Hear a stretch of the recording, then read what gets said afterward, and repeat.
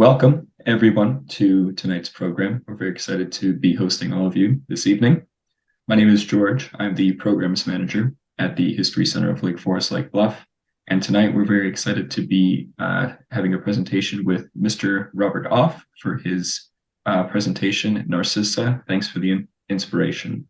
So this program is going to be recorded and sent to our YouTube channel after its completion. And everyone who had registered tonight will be getting a link to that recording to share with however they would like. So a couple notices before we get started this evening, and I'll turn it over to Mr. Off. I did want to mention a couple Zoom guidelines. We would appreciate it if everyone keeps their microphones muted for the duration of Mr. Off's presentation, just to not interrupt him. And then if you look at your screen in the top right corner, there is a button called View. If you press that button and then select full screen, that'll make the viewing a little bit more convenient. So it'll take up the whole screen and you'll be able to see everything clearly.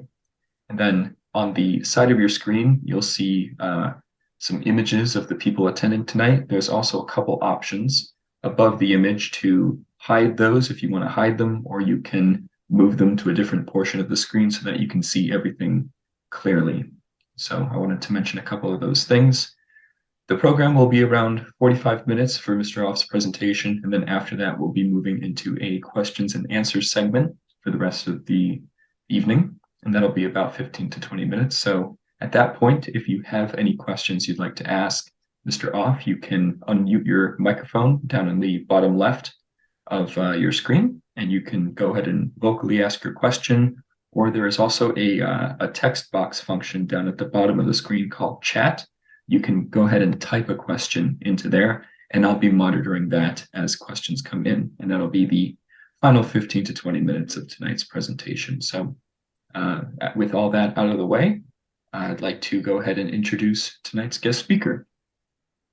Robert Off is an Ohio-based miniaturist, the owner of Miniature Rooms Company, and a member of the International Guild of Miniature Artisans.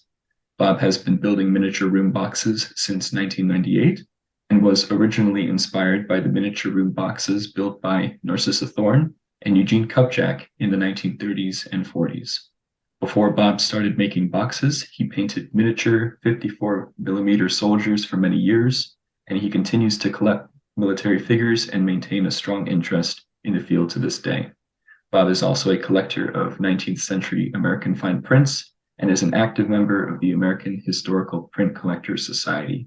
And for tonight's presentation, Bob will be discussing some of the steps and inspirations used to create miniature boxes, as well as sharing a few boxes from his own personal collection. So with that, I would like to turn over the presentation to Mr. Robert Off. Hello, good evening. Thanks for being here. I'm looking forward to talking to you all tonight. Miniatures are my favorite subject. The first thing I want to do is thank Mrs. Black for the wonderful contributions that she has made to the field of miniatures. Her miniature room boxes in the Chicago Art Museum have been the inspiration, I think, to people around the world. They've been a real asset to the city of Chicago. And I think for anybody that's interested in miniatures, it's one of the great gifts that anybody's certainly contributed to the field. She was obviously quite active in the miniature field. She made several different groups of miniature boxes, 3 to be specific. The first one, she primarily did herself. This is an example of one of her early room boxes, one of the first set, if you will. This is an example of a room box from the second set. These room boxes were, the subject matter was different periods of interior design.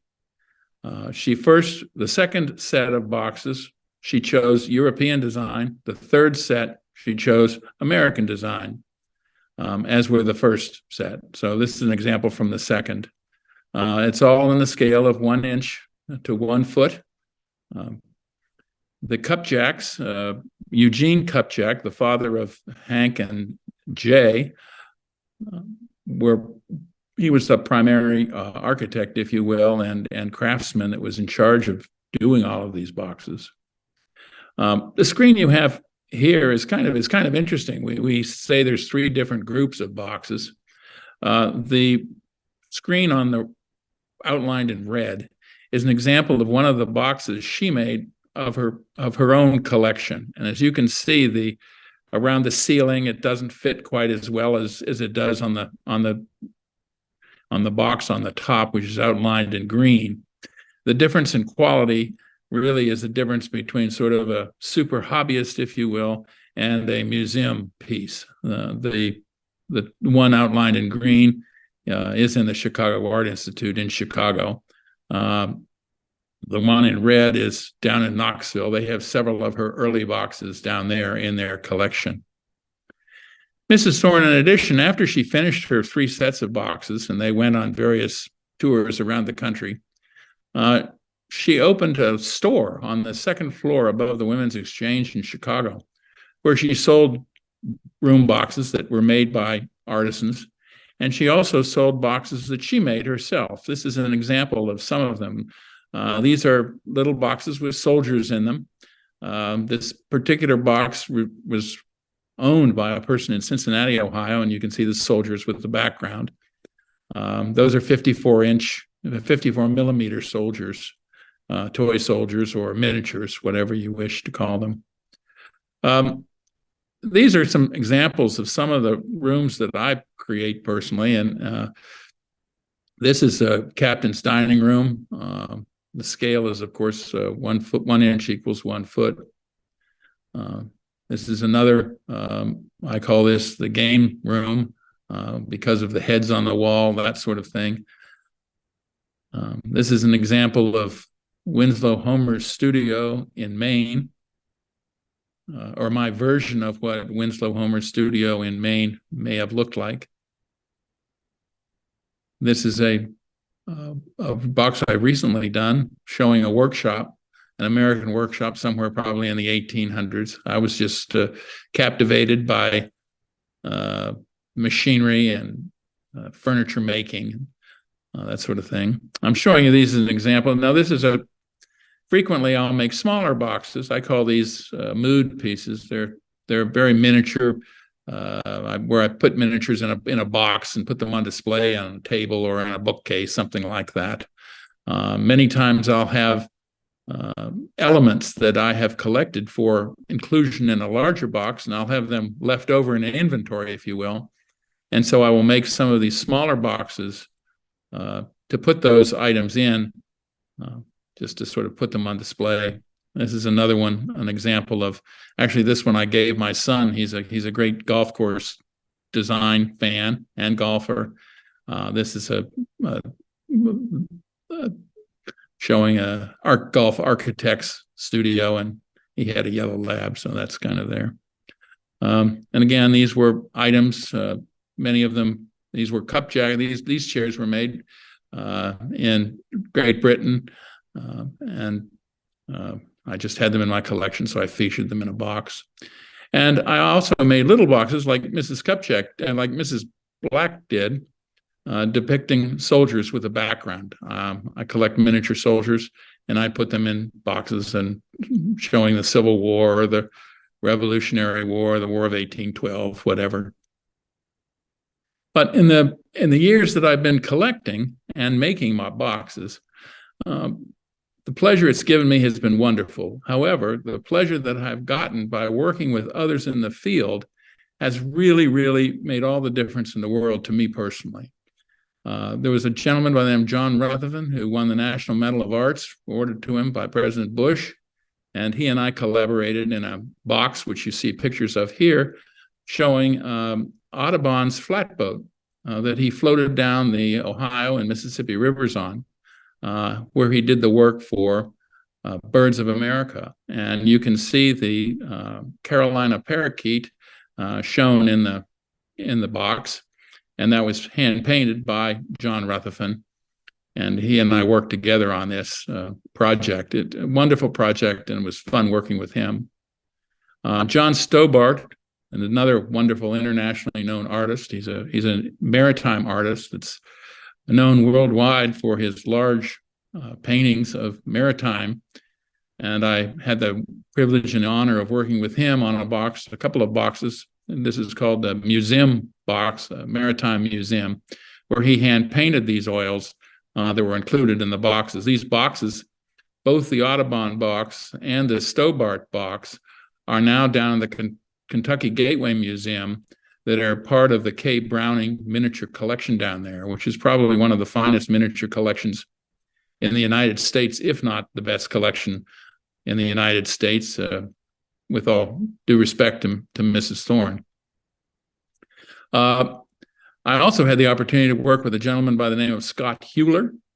Scott Hewler wrote a book called Defining the Wind, and I was particularly taken by it. It's the study of the Beaufort scale, which is a verbal scale of wind and sea conditions that was developed by a guy called Beaufort, who was the hydrographer around 1900 in Great Britain. And this is my vision of what his study in London may have looked like. And Scott Hewler and I have made a presentation together in Cincinnati at the Mercantile Library on the box and on his book. I'm always asked, how did you ever get started with this? And what was your inspiration? There have obviously been many inspirations for me to get involved with miniatures, but I think my journey really began as a kid.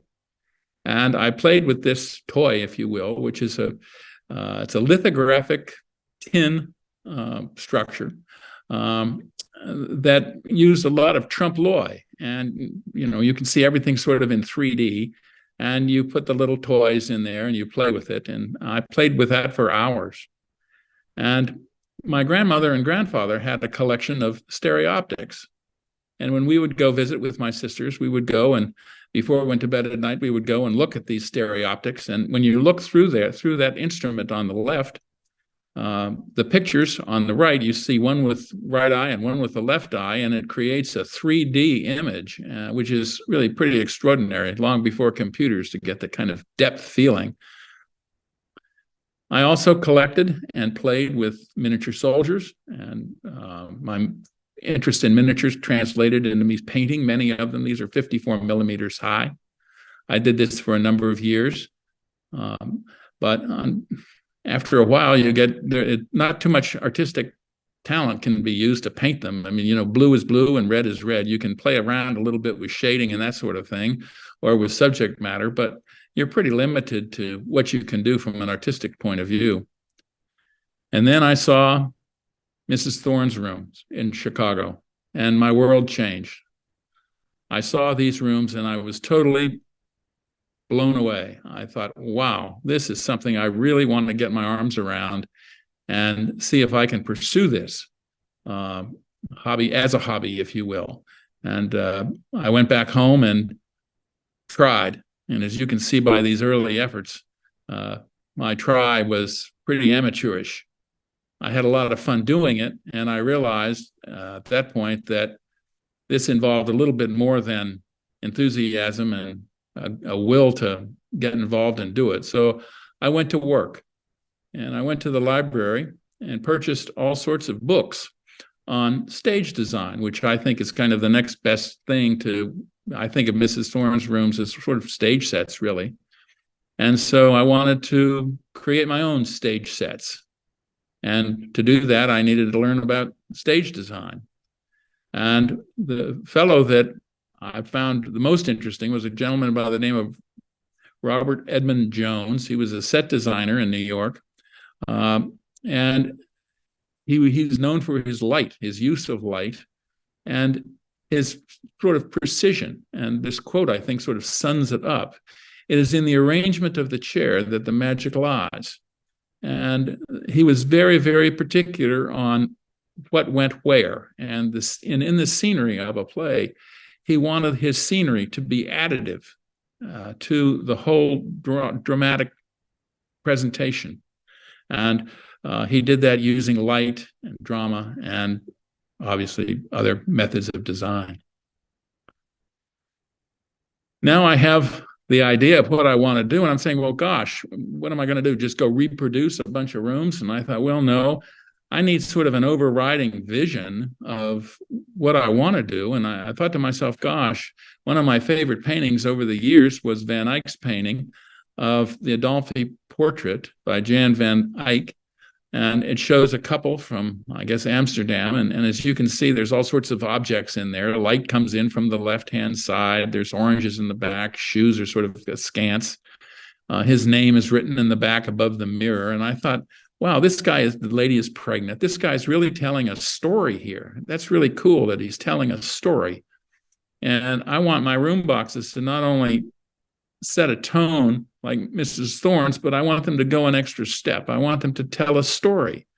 And where can you get a story? Well, a story comes, you've got to think about what you want to do. And, but it set me off thinking about different stories that I could tell. This is an example of my studio. And as you can see, making these little room boxes is a little bit more than just sitting down at your desk and fiddling with some miniatures. There's an awful lot of equipment and space that's required, to say nothing of planning. This is an example of my draftsman's table, of my bench. And as you can see, there are lots and lots and lots of bench space around, many, many boxes full of little ditzy parts and pieces of furniture and wood and soldering irons and so on and so forth. But I went and put all this together. Here's all my paint brushes. And then you need your gear. You need your boxes. Gloves. I'm a big believer in gloves. I use gloves all the time so that I can quickly take them off and fix a mistake. When I do colors, I create color boards, where there are lots and lots of colors, and I test them on wood so that I know precisely what I want to use to achieve a particular mood or feeling when I'm making a presentation or building a box. This is what you start with. This is a box. It's approximately 2 feet wide, foot high, and a foot deep. And that is, if you will, that's your canvas. You can't go beyond that. That's the only space you've got. So if you want to be creative and you want to try to create a sense of interest, visual interest, you're going to have to cram an awful lot of stuff into a very small space. And you're going to have to use things like false perspective and various design elements to make it interesting for people to look at. And when I finish the box, then I have to frame it so that it keeps dust, dirt, and people's fingers and so on out of it. This is an example of a room box that I just finished. And again, I'm coming back to the idea of creating a story. The story behind this, or the inspirational story behind this, is Eleanor of Aquitaine, who was King Henry of Great Britain's wife. And she tried to create a coup with her children, and as a consequence of that, he locked her up for 16 years in her bedroom. And so this is kind of my thoughts on what her bedroom may have looked like. There's a fellow by the name of Edward Curtis, who was a photographer and was the creator of a book called The American Indian, and where he photographed all the Indian tribes across the United States. And this is my idea of what his tent may have looked like in Wyoming around 1909. Again, creating a story of the photographic process that he used during that time in the tent. Here we have a picture of my latest room box, which is the Pony Express way station in Sweetwater. And as you can see, the Pony Express really only was in business for 18 months, around 1860. And I wanted to try to capture what a way station may have looked like in the Pony Express. And to the right, you see the Pony Express saddle. And when you look at this, I want people to imagine themselves in this box and in this space. This is my vision of what Vermeer's studio may have looked like in 1860.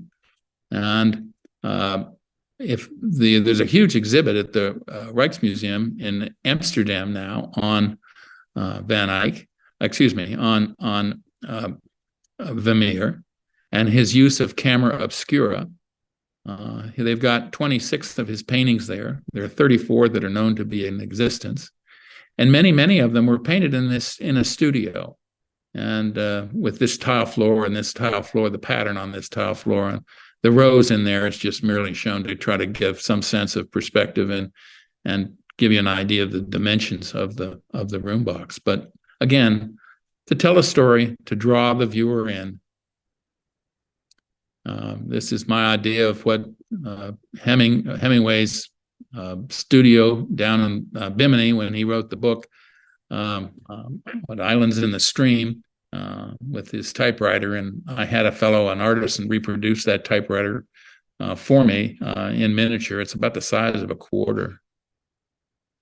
But before I go and do a step-by-step showing you how I build my own room boxes, I wanted to show you how you could build one at home, a small little display box. One can obviously probably not have the equipment that I have, that I showed you in my studio, to go and build your own major room box, unless you're willing to make a big investment in materials and time and energy. But these little boxes, I think you can sort of do yourself. And if you'd go to my website and go to the video, there's a video of me building this website in pretty much detail. It's about a 15-minute video that explains it in more detail than I'm going to do here tonight. But this is the end product of what a room box like this would look like. You start with the plastic, and that's on the bottom there. You see a plaque that came from Michael's. You've got contact tape from a hardware store, contact cement, sanding paper, rulers, some 1/4-inch molding, that sort of thing, sandpaper. So these are all things that you probably could have or could pretty easily get in your home. You make a tablet for the floor, which you see here, and various strips of wood that you can buy in 1/4-inch or 1/2-inch widths, pretty readily available. And again, you can get these stains and one thing or another. The first thing you do is you have to put the floor together. This is nothing more than creating a floor that's 1/4-inch round, that's sitting on top of a, if you will, a Michael's board that you can buy at Michael's. You sand it all down and create your frame, if you will, and then you place the floor inside of that frame and shellac everything. And you can see this is what it looks like before you put the floor in it. And that piece of wood on the left is a template for the floor. So that's the size of the floor, what the floor is going to look like, the same size as the hole that you have in the base on the right.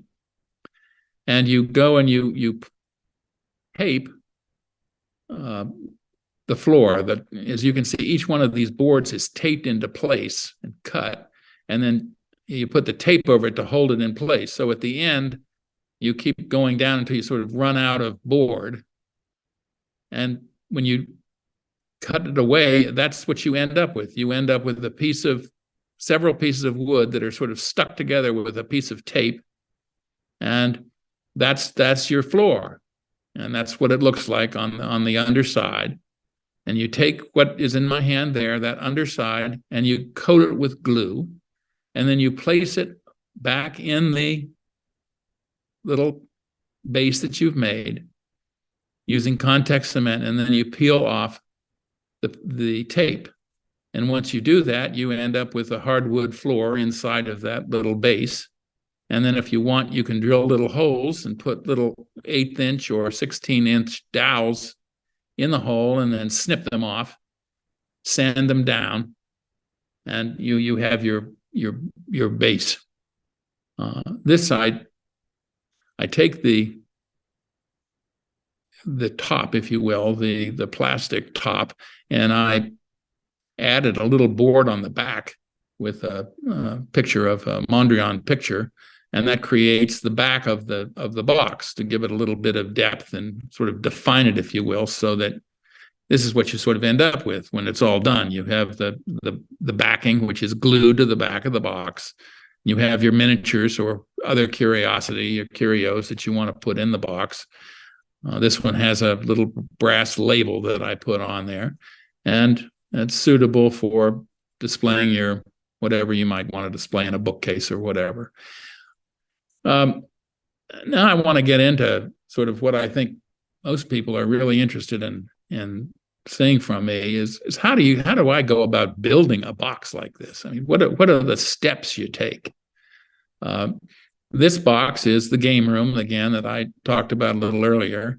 And my vision for this was where possibly today, in today's world, Hemingway might sit with a glass of scotch at the end of the day and sort of think about things.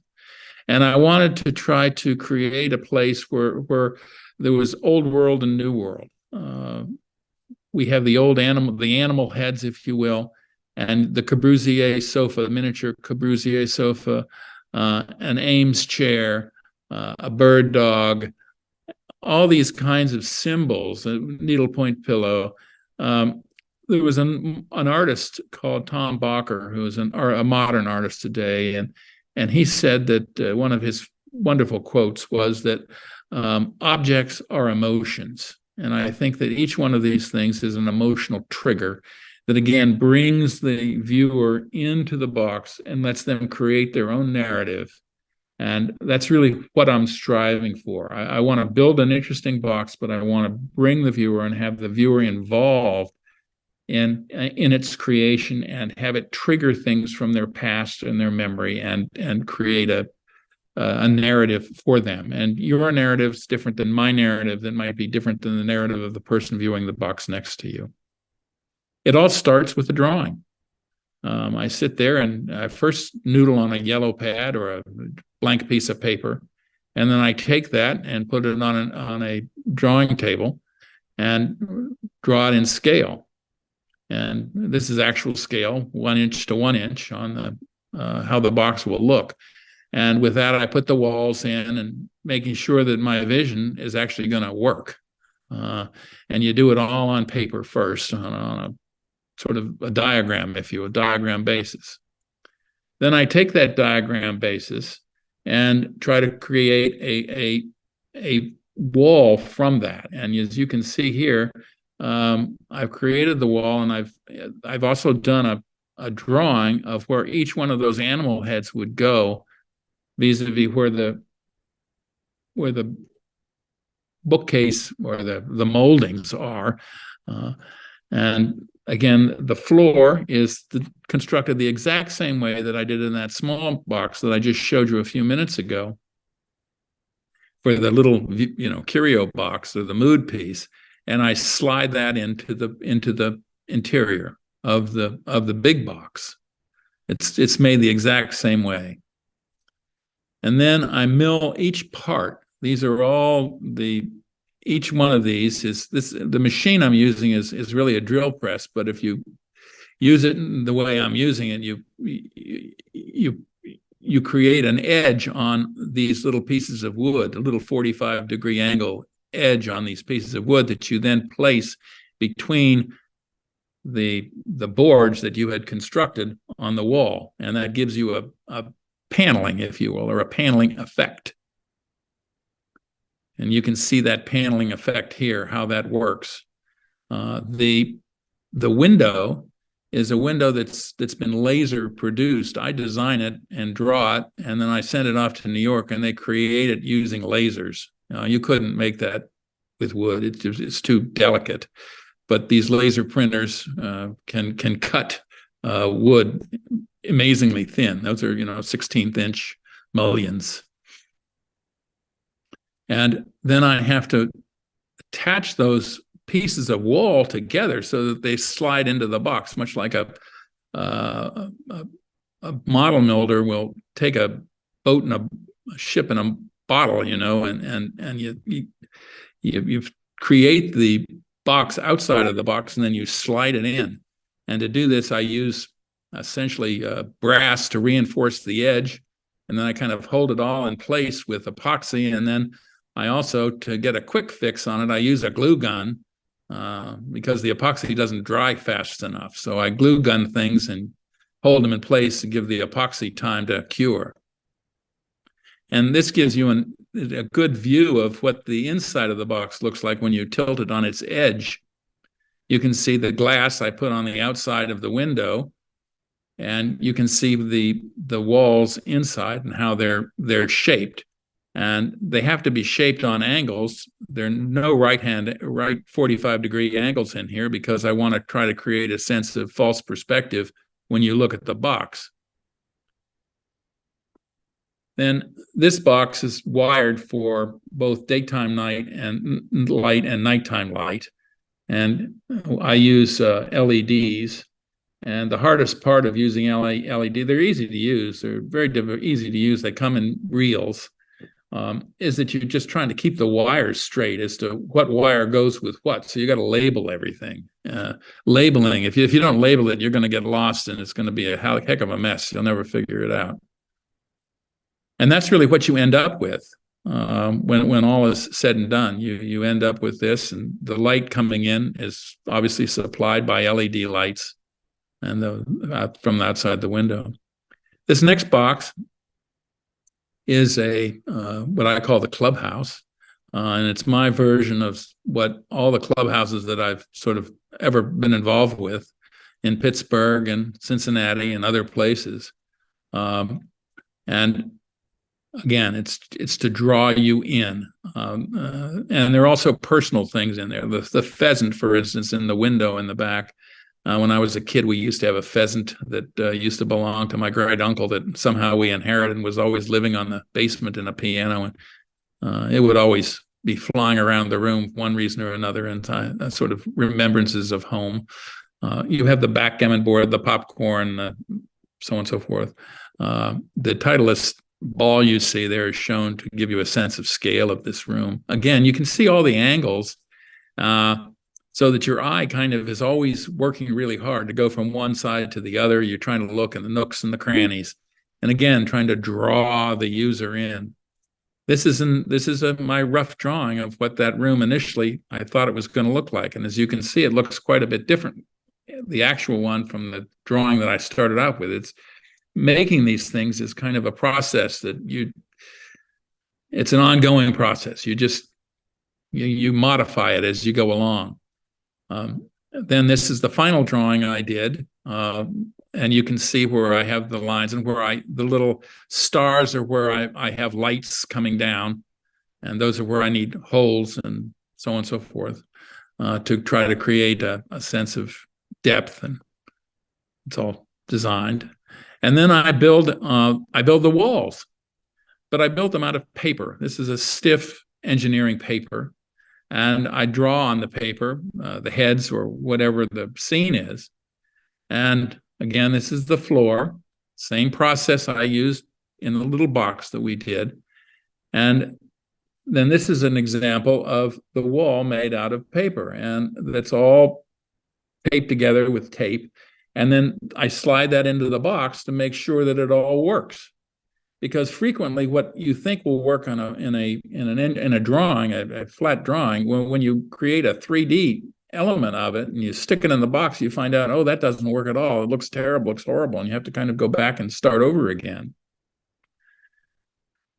And this is sort of an in process where I testing the furniture to see how it works in the space, and whether it works in the space, or whether I have to build something else. I built all these tables. I didn't build the chairs. They were built by Mark Murphy, a friend of mine from outside of California. And again, these were laser cut windows. Now, this is particularly interesting because here I wanted a trophy case in the back room. But in order to, as I told you, it's only 12 inches deep. So in order to get any kind of sense of depth, I had to make the trophy case much, much smaller than it would be. As you see up here, the one on the right is 1/12 scale, and the one on the I guess would be on the left is what actually went into the box, and it's much, much smaller, so that when it's in the box, it gives you a sense of depth. It looks like it's much farther away. So when you look at it, it doesn't look like it's sort of, well, you couldn't even get this big box in there. There's not enough space. This is an example of building the individual lockers. There's about I don't know, 150, 200 pieces here of little fiddly pieces that are all put together to create these lockers. And those lockers are obviously not, they're just the facades of the lockers, but you can sort of see the facades in the back and all the pieces all laid out there to put in them. And this, again, is the finished box. It's made the size it is so that it fits in a bookshelf, and you can see it here, how it would be fit into a bookshelf in your home. My boxes are intended to go in homes because most people don't have walls that they want to blow out to create a box the size of Mrs. Thorne's, which would be required. So, and I love taking pictures of them. And this is a picture of that room. This is pretty much the same with, this is Fitzhenry Lane's. He went and visited his friend, Mr. Stevenson, up in Castine, Maine. And this is my vision of what the living room in that house that he visited would be like.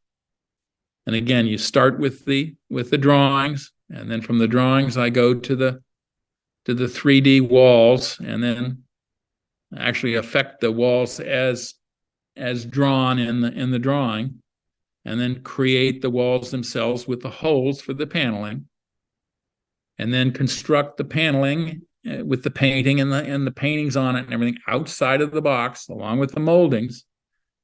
And then I go from the back of the box to the front of the box. These are both painted. This is, on the left is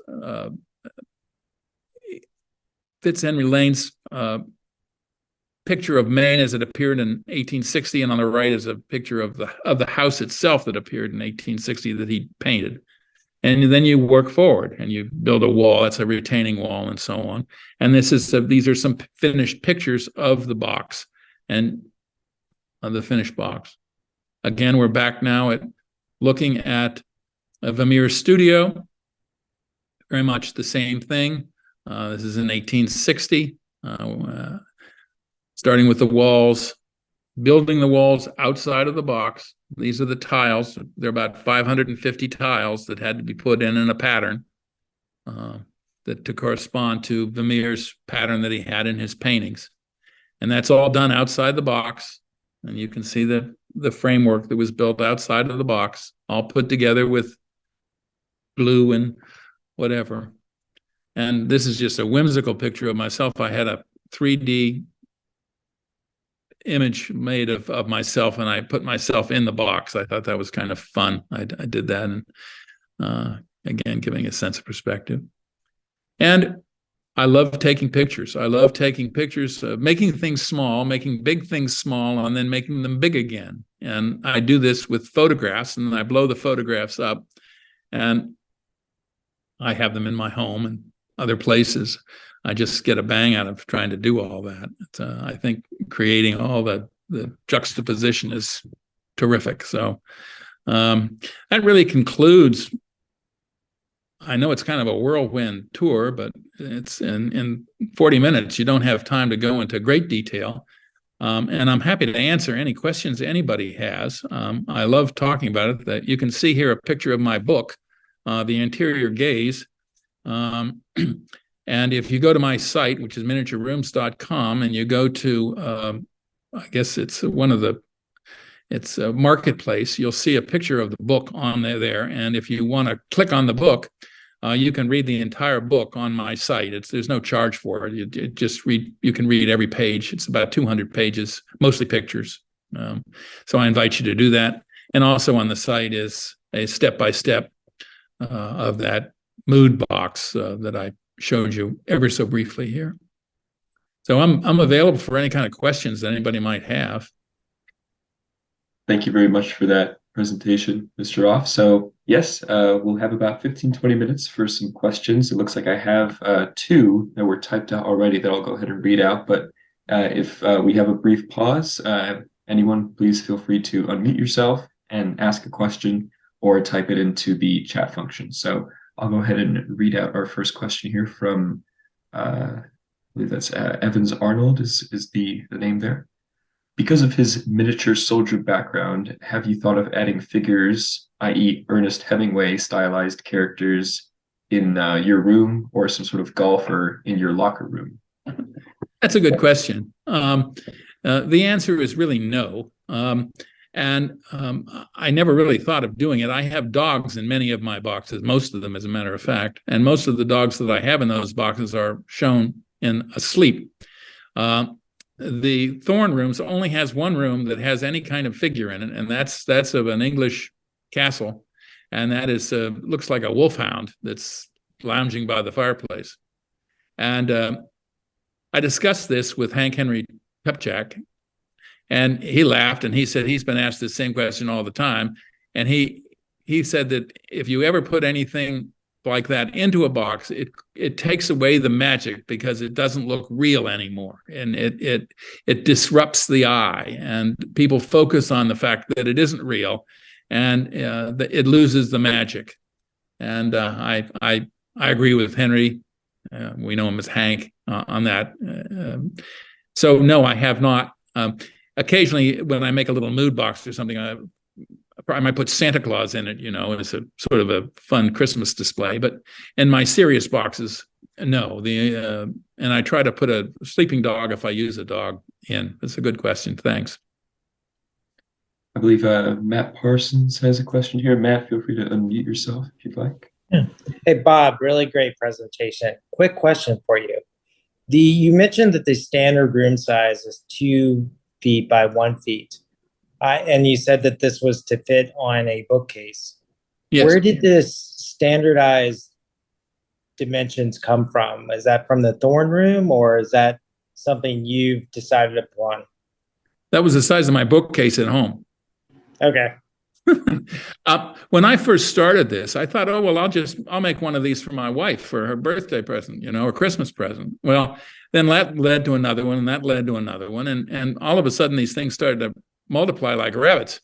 And, if they weren't that size, I would never have been able to I don't say get rid of them, but certainly make them so that other people could enjoy them. And the Thorne Rooms themselves are quite large. I mean, they're probably 26 inches deep, probably 23 inches high, maybe 24, 25, maybe even greater, 30 inches wide. And they actually many times extend beyond the frame that you see. So you're looking at the Thorne Rooms, the box itself may extend sort of more to the right or more to the left than actually is shown. And they use that to kind of create a sense of where the windows look out and you see a greenery or a city or whatever. But I just have mine just 24 inches. And I think it's kind of a challenge to try to get in everything that I want to do within that confined space. I think it's sort of like an artist, if you don't limit the size of your canvas, it could go on forever. So it's sort of a discipline. And it also makes it easier when you're making parts in one thing or another to have some standardization of what you do. And once you start doing it, you just do it over and over and over again. Thank you. Thank you for that, Matt. Oh, yes, go right ahead. I asked a question in the chat room, where do you get most of your furniture? And that question really comes from my daughter and I, when she was younger. We liked making boxes, and our resources really were from the dollhouse stores that were around the Chicagoland area, and we would buy our wallpaper and our furniture and our lights, and we would make very, very simple, very basic boxes. Nothing. We could never do anything so artistic and beautiful as yours. But there aren't dollhouse stores anymore, and it's hard to find many things that you might want to put into a small box as a real amateur. And so I was wondering where you source most of your furniture, or if you make it. And if you source, do you have thoughts on where people who want to do very simple things might be able to find some of these things other than Michael's? Wallpaper, little lamps, anything. eBay. and those kinds of things. It's interesting. Mrs. Thorne, when she started making these rooms, she needed furniture as well, and she went over to Europe and parked herself in the lobby of fancy hotels, and put the word out that she had cash. Bring your miniatures. So she bought them on the spot. I'm sorry for the war-torn Europeans having to part with their wonderful miniatures, but that's how many of them ended up in the Thorne Rooms in Chicago. But eBay is a pretty good source, and there's some, from very crude to very, very fine furniture that you can buy there. And you just kind of, and auctions. You see auctions that are on the internet where you can buy things. Finding good furniture is becoming increasingly difficult because a lot of it is being taken off the market by collectors. The prices of it have gone through the roof. And because of auctions, the market is now international. You have people from Turkey and Japan and God knows where buying these things. And so you might find yourself into an auction bidding against some guy from Qatar. It's crazy. Now, a lot of the furniture I'll make myself, and if I can't find something, I'll make it myself. But that there are these shows that occur. Bishop, there's a Tom Bishop has a show. If you look him up on the internet, Tom Bishop Productions. Are you from Chicago? He has one of his shows is in Chicago, which I'll be at. It's the biggest miniature show in the world, and it's in April. It's April 27th, as a matter of fact. For I don't know what it is, $5 or $10, you can buy yourself a ticket. It's at the Marriott near the Chicago airport, and he has there everything from more modest furniture and plants and one thing or another to the most sophisticated furniture made by world-class craftsmen. It's probably the best show in the world. There's another one in Philadelphia. There's the Kensington Dollhouse show. There's one in Florida. There's one in Connecticut. That's the kind of place where you're going to buy this kind of stuff on eBay. Thank you for that, Tish. Looks like Scott Hewler had asked a similar question to our question prior. Hi, Scott. Why Bob never puts figures in the boxes. Let's see here. Debbie also had a comment. Etsy has a lot of good furniture, wallpaper, and all sorts of items. Do we have any other questions? While people are maybe thinking about some other questions, I had one for you, Bob. So yeah. All of the rooms that you had showed us, really fantastic collection. It looks like a lot of them come out of inspiration that has to do with some of your personal life experiences or certain things that maybe you had thought of in the past and kind of worked into the rooms. When you're finished with these rooms, do you keep the majority of them in a personal collection, or do you put them out to sell, or do you donate them? What's kind of the operation after the room is completed? They end up being sold a lot. The reason being, I wish I could keep them all. I have about 6 in my own personal collection. My wife told me that I'm not allowed to have any more. My son has a couple. My daughter has one. And a couple are in the Kentucky Gateway Museum, and a number of them are in private collections. The people that purchase them, they tend to be pretty pricey. Tend to buy them really as art pieces, and they're sold when I do sell them, which I've sort of slowed my production down as I've gotten a little older. I've been through art galleries, and they're sold as sort of original art pieces. And in fact, all the subject matter is subject matter that is near and dear to me. Either I've read books about it. For instance, Eleanor of Aquitaine's bedroom. I bet I read 6 or 7 books about Aquitaine. The Pony Express, I think I've read maybe 4 or 5 books. The one on Fitzhenry Lane, I'll bet I've got 5 books. So it's been a wonderful experience because I've just read so much and learned so much as a consequence of having an interest in these rooms. And I think that all these rooms, because they tell a personal story about me, whether it's the pheasant that I pointed out in the locker room, they all mean something to me. And it's just, I just get such a wonderful, warm feeling looking at my work. And when I let it go, I took pictures of it, because once it's gone, it's gone. And as a consequence of taking all those pictures, then I started collecting them, and I started to make one of those Apple books from it. And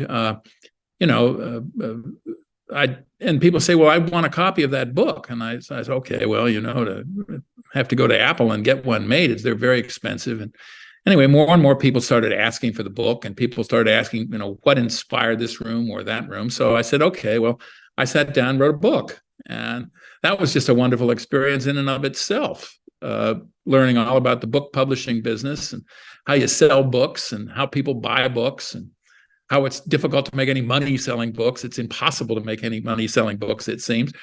And also when I was selling through the art galleries, I got to learn all about the art business. And the art business, as I found out, is unlike any other business. I was in the real estate business, and I thought that was wild and woolly. It's nothing compared to the art business. And it was fun learning about that. So Mrs. Thorne has opened up such a wide variety of things in my life. And without her, without that trigger, that visit, these things never would have happened. And it's wonderful to see that you're celebrating her and her contributions. And it's a wonderful thing. Miniatures are a wonderful, wonderful thing. Everybody loves them. When I go to a show, and one of these shows in Philadelphia or wherever, the people that come up to me mostly are men, incidentally, that gravitate to my booth. Most of them reluctantly dragged to the show by their wife, and we end up spending a long time together. And the other thing is that they might be the janitorial staff, or they bring the staff out from the kitchen. The guy comes out with his hat on and his blood all over, his food all over his apron, before the show starts up, and talks to me about these rooms, and they're totally intrigued. So people from all backgrounds and works and of life are turned on by these things. So somebody can look at Eleanor of Aquitaine and start talking about, what went on in 1172 and the history of the British rule. And somebody else can be talking about, oh, look, that's really cool. Look out the window there. What's that book on the shelf or on the table? And oh, that's really neat. Look at that. And look at this. And that reminds me of this, or that reminds me of my grandmother's house, or it reminds me of God knows what. And then the other thing that's fascinating is people with dementia are particularly attracted to my rooms.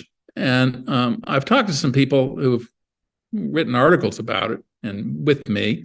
And I think it's because when they look at these miniatures, it takes them to a different place. It calms them down, and they can control it.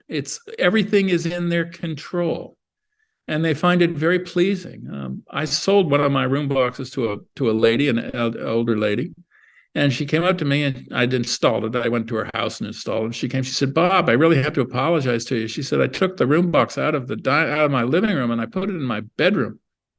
And I hope you're not mad at me. I said, I'm not mad at you. It's your box. You do what you want with it, and I'm delighted you have it. And she said, no, I turn it on every night before I go to bed. It calms me down from the day. And I thought, wow, that's the best compliment anybody's ever given me. So these things end up all over the place, and that's part of the joy of it. Fantastic. Thank you for that, Bob. Looks like we have other couple questions written in the chat. Carla asks if you could go over the material that you use, the paper for the walls of your rooms. Yeah, it's just if you go to a art supply store, and it comes in rolls. It's the same roll it's a heavy duty, 24 weight or something that engineers use on drawing tables, and you just unroll 2 feet of it or whatever, tape it to the table, and it just comes in a big roll. It's real stiff, and then I staple it together just using plain old stapler and maybe some painter's tape or something to give it some rigidity, and maybe I'll tape a small board or a piece of wood to the back of it to give it its rigidity so it won't flop over when I sort of stick it into the box, testing it out. You have to put these things inside of a box to test the sight lines, because I think of these boxes as sort of three-dimensional, and if they don't have that three-dimensional appeal to them, they don't work. So many boxes of my contemporaries are just, you have the right wall, the left wall, and the back wall. And they put their stuff in it. And that's fine if that's what you want to do, but I don't think it's very artistic and doesn't tend to draw people in. It doesn't create a story. It just becomes a storage space for your stuff. And in order to create that image or create that sense of dimension, you need to test it out. So paper is a good way to do it. And when I was reading about stage design, this is often how they used to do it. Now they do it on computers. I can't do it. I don't know how to do it on a computer, but today they do it all on a computer. But back in the old days, they did it on paper, just like I did making these boxes. Fish Hunter asks, how long does it take you to complete a box from start to finish? I used to do about 3 or 4 a year. Now I'm probably lucky to do 1.5 a year. I'm 75, and so I've slowed down a little bit and have other interests. And I found myself really, when I finish a box, I'm kind of drained. It seems silly, but I am. And so I'll make some of these little smaller mood boxes just to sort of keep my hands moving and give me something to do. And I use up some of my inventory of things that I've collected. But so I've really slowed down. And also, as my boxes have gotten more complicated and with lighting and that sort of thing has gotten more intricate, and as I've started making more and more of the furniture and more of the paneling and all that, so it just simply takes longer. So I haven't been as proficient as I was when I was younger and earlier doing this. We could have time for maybe just a few more questions Sure. while everyone is thinking. Had another one for you, Bob. You had mentioned that Eleanor of Aquitaine room was your most recent one that you completed, and that you had kind of just now slowed down a little bit as compared to earlier in your career. Are there any ideas that you still mull over or inspirations that you want to pursue to maybe complete a box in the future? Any ideas about what kind of theme or topic you would pursue? Yeah, I've got lots, and I think about them for years. And the Pony Express one I've thought about for years, and I'm currently thinking I want to do a mess tent of a circus. The mess tent was where it's kind of an interesting part of the circus. I love circus prints, being a print collector. And circus prints are just fabulous, huge lithographs. That was the advertisement of the day.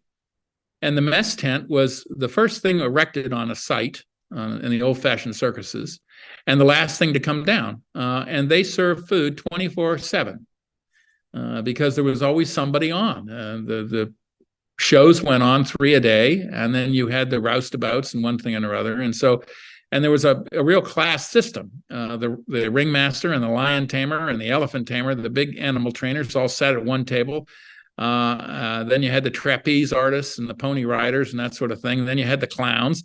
And then at the low end of the thing, you had the roustabouts, which were probably a pretty rough group of people. And they sat at their own table. That is interesting. Another one that interests me is doing a wine tasting room. I think that whole wine culture is just so interesting and fascinating of wine tasting and the fact that the wine they have roses growing alongside the vines, and on the theory that if kind of the canary in the cave kind of in the mind situation, if something happens to the rose, they figure something's is starting to attack the vines. And so that's kind of I'm thinking about doing something having to do with that. So I've got a lot of things, and it just I think about them for years, and all of a sudden something goes click, and wow, okay, this is what I want to do. Anyway, that's kind of where I come from. So I've always got a lot of things. I'm thinking about a lot of things, and I'm reading about a lot of things. Some of them pan out, and some of them don't. But that's kind of half the fun of it too. A lot of stuff that doesn't pan out is kind of fun to read about. So we've got two questions here that are kind of linked together. The first one is, how do you determine the sale price for a box? And the second is, do you take private commissions for your work? I was asked if I took commissions, and my answer, the fellow, I did these Curtis boxes, and the fellow who has the largest Curtis collection in the country had his collection was displaying it at the Taft Museum in Cincinnati, and he was doing these things, and he said, "Bob, do you take commissions?" And I said, Chris, I don't do commissions, and as a matter of fact, I don't even take ideas. And he laughed. Now, how I price these things, pricing is a really difficult thing to do, and the prices, it comes out of thin air. If you start tallying up your hours, you can't do it, because reading 6 books, you charge for that? And of course not. I know what my materials are, and sometimes certain boxes have materials that are very, very expensive. For instance, the typewriter I had made for the Hemingway box, I think I paid a couple of $1,000s for that typewriter. I had a fellow make it. It's just an incredible piece of miniature. And so I had to charge a pretty strong price for the box. And it's kind of supply and demand, if you will. I asked Hank Kupchak, I said, "Hank, how do you decide what to charge?" He said, "I charge as much as the market will stand, and then I up it." And I said, "Okay, Hank, he can do that." I said, "Well, for instance, what do you charge?" He said, "Well, I like to ask around 150. I said, "Well, my God, Hank." He said, "Well, I take a little less than that." Well, he took, I don't know what his boxes are for sale for now, and they're in a gallery in Chicago, so I won't venture a guess as to what they're pricing them at. But my boxes are, they have ranged from, on the small side, I used to make smaller ones. They're maybe 1 foot by 1 foot. And they'd go from maybe a low of $5,000. And some of the ones that I've used with partners have gone for as high as $65,000. So there's a complete range there. It depends on the time that I have expended on it, and to some extent, the desirability of the box. I build these things for myself, and some people, the market, like them more than others. Some people say, "Oh, well, that's nice, but I wouldn't want that box," or kind of whatever. But I really don't have that many of them for sale, because my production is so limited that I don't do it. And then now when I sell a box, frankly, I have the proceeds. I have a small, very small foundation that I've set up for charity, and I have people just write a check to the charity for the box. I used to sell my book, and so I had really high hopes. I got great interviews from the bookstores. "Oh yeah, we love it. We'll take 3 copies." And then you got to chase them down for the money. And I finally decided this is crazy. I'm spending more time chasing people for the money than the money I get. So I don't sell those anymore either. I make them free on my site. So if somebody wants to look at it, they can go look at it on my site. Don't pay anything. But pricing is very, very difficult. It's the art market. What Picasso in a bar, somebody would say, how could you? He'd give me a piece of paper, and Picasso grabbed a napkin, did a doodle on it, and gave it to the person, and said, "Now that's, now you have a $5,000 Picasso." I mean, it took him 2 seconds to do it. But it's what the market will bear, I guess. It seems kind of unfair, but that's the way it is. And I think to some extent, the miniature furniture that this lady asked about earlier is somewhat the same way. These things, the really fine ones, come in editions of maybe 10. And you, to some extent, the really fine ones, they cost about the same as a large piece. So if you see a big break front or a nice table at $5,000 or $6,000, that's probably what you're going to pay to have a nice miniature of that same size, 3,000, 4,000. They can go all the way up to 12, 15, 20,000. I mean, it depends. It can be a hobby for the miniaturist, the dollhouse enthusiast, and it can be a hobby for some people from Qatar who have got funds coming out of their ears. So it's hard to say. Sue Bergen has a pretty wonderful comment here. Says, my father and I created an English village, and it is a wonderful way to deal with homesickness as we live in Chicago. It is also challenging as you have to avoid Americana. Also deals with nostalgia very well. Mm-hmm. Thank you for that, Sue. So I'll give it another minute if anyone wants to type in a question, but I just wanted to say, Bob, thank you very much for such a wonderful presentation, incredibly insightful, and your work is incredibly profound. And I hope I speak for everyone here that we enjoyed learning about the process that goes into it, the meticulous step-by-step and the inspiration. So thank you for your presentation. It was and finally, if your viewers, if anybody has a question or a technical question that all of a sudden they didn't think of and want to give me a call or dash me an email, I always answer my emails and I answer my phone. And I always like talking to miniaturists, and I'm only too happy to help. And I'm not like the cook that hides the secret ingredient. I'm happy to share. Fantastic. And your website, Bob, that's Miniature Rooms Company, is that correct? No, miniaturerooms.com. And if you forget that, you can Google Robert Off and you'll eventually find me. Wonderful. So I'll let some people, if you think of any questions before we end the meeting here. I just want to say a couple words. This program was in supplementation with our current exhibit, The Art of the Miniature, which you can see for free at the History Center of Lake Forest, Lake Bluff. Art of the Miniature will be available until April 1st of this year, so we still have some time to come and see it if you haven't already. As I mentioned earlier this evening, this program was recorded, and everyone who attended tonight and registered will get a copy of that recording, and it will also be made available to watch on our YouTube channel, on the History Center Lake Forest, Lake Bluff YouTube channel for free. That'll be up probably sometime next week. And I also wanted to, as my final note, thank all of our members of the History Center. Programs like these are made possible and are able to be put for free, to have guest speakers like Mr. Off tonight, and a lot of other miniaturists, whether we're doing programming featured around exhibits or programs featuring local history. They're able to be offered for free because of our wonderful membership base.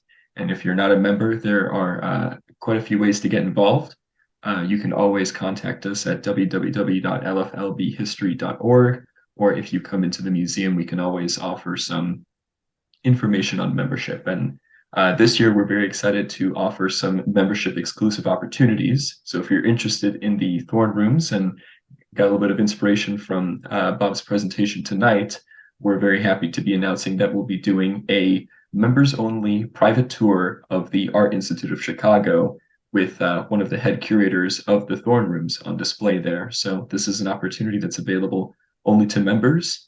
About an hour and a half private walkthrough of some of the displayed Thorne Rooms and some of Narcissa Thorne's materials in the Art Institute. So that's a way of saying thank you to our membership base, and you are what makes all of these programs possible, and your continued support is very appreciated. So it doesn't look like we have any more questions, so we're going to end it here. Thank you again, Bob, for the presentation, and thank you everybody for joining us tonight. And we wish you a very good night, and we'll see you next time.